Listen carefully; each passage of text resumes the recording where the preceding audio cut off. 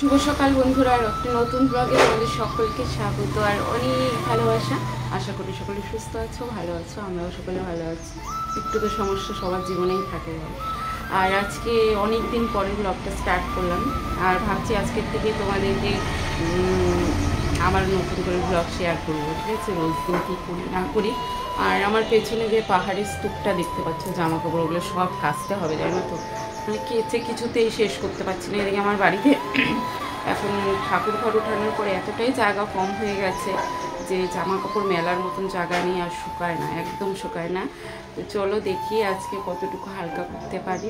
আর বাইরে উঠান ছাড় দেওয়া হয়ে গেছে, ঘর ছাড় দেওয়া হয়ে গেছে, এখনও রান্নাঘরে যাইনি, রান্নাঘরে যাব, গিয়ে হচ্ছে বাসন মাজবো, তারপর রান্না বসাবো। জানি না আজকে কী রান্না করবো, যাই করবো অবশ্যই শেয়ার করবো। তো চলো আমি দেখাই বাইরেটা। এই দেখো বাইরেটা ঝাড় দিয়ে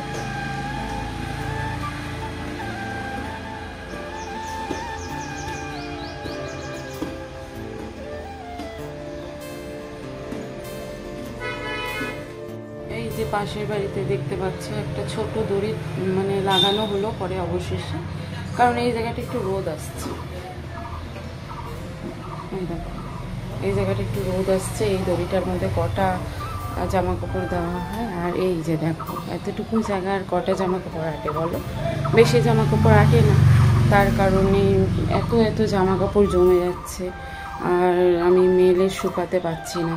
আর যদি না শুকায়, দেখো ঘরের মধ্যে এদিকে যে বারান্দা আগে দড়ি দেওয়া ছিল তো সেটাও খুলে ফেলেছি। আর এখন যদি এই বারান্দাটা তো একটা রুমের মতন হয়ে গেছে, তাই এই জায়গাটায় যদি দড়ি দিয়ে দেখতেও মানে প্রচণ্ড খারাপ লাগে, তাই ওটা খুলে ফেলেছি। আর এত এত জামা কাপড়ও কাচতে পারছি না, যেহেতু শুকানোর মতো জায়গা নেই, তার কারণে। তো চলো বেশি বক বক হয়ে যাচ্ছে, এবার জামা কাপড় চুবাই, এই জামা কাপড় কাচতে হবে, তারপর রান্নাঘরে যাব। আর এখন ওরা দেখো ঘুমাচ্ছে,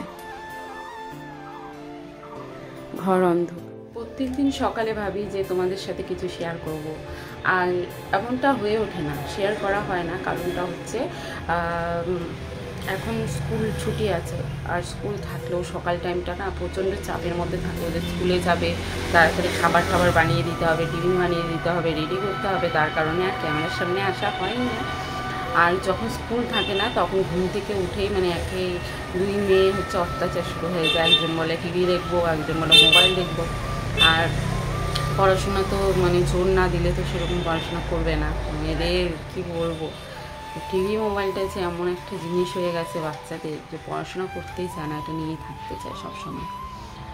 আর কাজের সময় দেখবে বিরক্ত করলে সবাই হয়তো টিভি বা মোবাইল ধরিয়ে দেবে, দেখ তাও শান্তিতে আমাকে কাজটা করতে দেবে।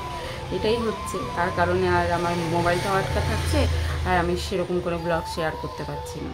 আর আমার হাতে যখন আসছে মোবাইলটা ওই বিকালবেলা, মানে আমি সারাদিন কাজের মধ্যেই থাকবো, আর বিকাল টাইমটা একটু ফ্রি পাই, তখন একটু সবার ভিডিও দেখি, এর কারণে আর ব্লগ শেয়ার করা হচ্ছে না।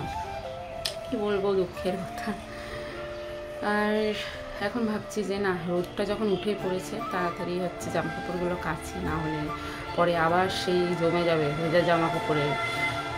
আর টুকটাক এখান থেকে খুঁজে খুঁজে যেগুলো খুবই দরকারি এখন এই মুহূর্তে আছে, লাগবে, সেগুলোই কাচবো। আর বাদ বাকি যেগুলো একটু কয়েকদিন পরে লাগবে ওগুলো একটু জমিয়ে জমিয়ে রাখি, আস্তে আস্তে শেষ করবো। একবারে তো সব শেষ হবে না, আমি কাচতে পারবো, এই সমস্ত যত জামা কাপড় দেখছি আমি একদিনে কেচে দিতে পারবো, কিন্তু মেলার জায়গা নেই দেখে আমি একবারে শেষ করতে পারছি না, এটাই হচ্ছে সমস্যা। আর এই জায়গাটার মধ্যে যদি এরকম থাকে, ঢুকতে গেলে এই যে দেখুন মেন দরজা, এখান দিয়ে ঢুকতে গেলেই যদি এই জামা কাপড়গুলো চোখে পড়ে, সবারই একটু কেমন জানি লাগে, দেখতে একটু খুব ভালো লাগে না। তার কারণে এটা যত তাড়াতাড়ি পারবো আমি এটা পরিষ্কার করার চেষ্টা করব। তা চলো দেখতে থাকো আজকে সারাদিন কী করি, যেহেতু ব্লগটা স্টার্ট করেছি আজকে শেষ করেই ছাড়বো। চলো, এরকম অনেক ব্লগ স্টার্ট করেছি কিন্তু শেষ আর করতে পারিনি, জানো তো। তো চলো আজকে চেষ্টা করবো তোমার। সকাল সকাল সমস্ত বাসি কাজ সেরে নিয়ে বসে গেছি। এখানে আছে চানাচুর দিয়ে মুড়ি, আর একটু পাঁপড় ভাজা ছিল, সেটাকে ভেঙে ভেঙে দিলাম, পেঁয়াজ কুচি দিলাম, সরিষার তেল দিলাম, এখানে গুড়িয়ার চা, এটাতে আমার চা। এখন আমরা চা খাবো, তাই না সোনা? তোমার চা খেতে ভালো লাগে না মুড়ি দিয়ে? আর ওদিকে দেখো দীপঙ্কর ঘুম থেকে উঠে গেছে, ও বাথরুমে আছে, তাই না? আর এটা কোনো রকমও তুলে গেল বিছানাটা, পরে আমি ঠিক করবো, আমি ঠিক করে দেবো। ঠিক আছে, তা খাই। আচ্ছা কেমন হয়েছে আগে বলো? সত্যি ভালো? আর গুড়িয়ার দেখো দাঁত পড়ে গেছে, দেখাবো আমার দাঁতগুলো কবে দেখাই দিছি, তারপরে ব্লগ বানাই নি তো, দেখো না একটু ই করো।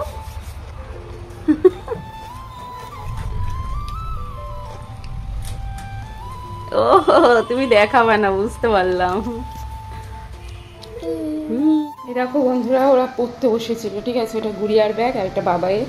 এখানে পড়তে বসেছে, ও গেছে বাথরুমে, আর গুড়িয়া গেল ওর পাপার সাথে বাজার আনতে। আর এদিকে দেখো সকালের খাওয়া হয়ে গেছে, এখানে ছিল কালকে বিরিয়ানি, ঠিক আছে, ওটাই খেলো, অল্প ছিল। আর দেখো কী অবস্থা, টেবিলে এখন আমার সময় নেই এটা পরিষ্কার করার, যেহেতু আমি কাপড় কাচ্ছি। এই যে দেখো এগুলো নামিয়েছি, এগুলো কাচবো। এদিকে অনেকটা হালকা হলো, তাও এখনও প্রচুর আছে, প্রচুর। দেখে তো বুঝতেই পারছো মাথা খারাপ করার অবস্থা। আর এই যে দেখো কত জামা কাপড় ধুয়ে ফেলেছি, আর এখনও এখানে তোমার আরও চোবানো আছে, এগুলো কাজ। আর এদিকে বালতিটার অবস্থা হচ্ছে সিমেন্ট দিয়ে এরকম অবস্থা হয়েছে, তবে টেম্পোরারি কাজ চলছে এটাতে, ওটা ফেলিনি, নষ্ট করিনি, আরও যেহেতু সিমেন্টের কাজ আছে। আর এদিকে দেখো কত জামা কাপড়, ওই বাইরের দড়ি ভর্তি, এদিকে ভর্তি, এদিকে ভর্তি হয়ে গেছে, এদিকেও। এখন ভেতর দিকে মেলবো। আর এই যে দড়িটা আছে এটা বাকি আছে, এটাতে মেলা হয়নি, তাও মেলবো। তা ওদেরকে বললাম কি খাবি, ফোন করলো মোড়ে, তা ওখানে তো সবজি মাছ মাংস সবই পাওয়া যায় আমাদের ইন্দ্রা মোড়ে, এখান থেকে বেশি একটা দূরে না, ওই সামনেই আছে মোড়টা, মানে 100 মিটার দূরে, ঠিক আছে। তা গুড়িয়া বলছে মাংস খাবে, মাছ একদমই খাওয়ার ইচ্ছে নেই। দীপঙ্কর আর কি একটা সামুদ্রিক মাছ এনেছিল, যেটা খেতে অনেকটা ইলিশ মাছের মতন গন্ধ, ভালো লাগছে না, ওটা আছে, আমিও খাবো না, কালকে খেয়েছি, আমার একদম অস্থির লাগছে খেয়ে। দীপঙ্কর খাবে, আর আমরা মাংস খাবো, দেখি যদি সময় পাই তাহলে পোলাও বানাবো মাংসের সাথে। জানি না এখন সময় পাবো না, এখনও কাছাকাছি প্রচুর কাজ, তারপরেও স্নান আছে, রান্না আছে, দেখি কতদূর কী করা যায়, মানে শুধু মাংস ভাত হয়।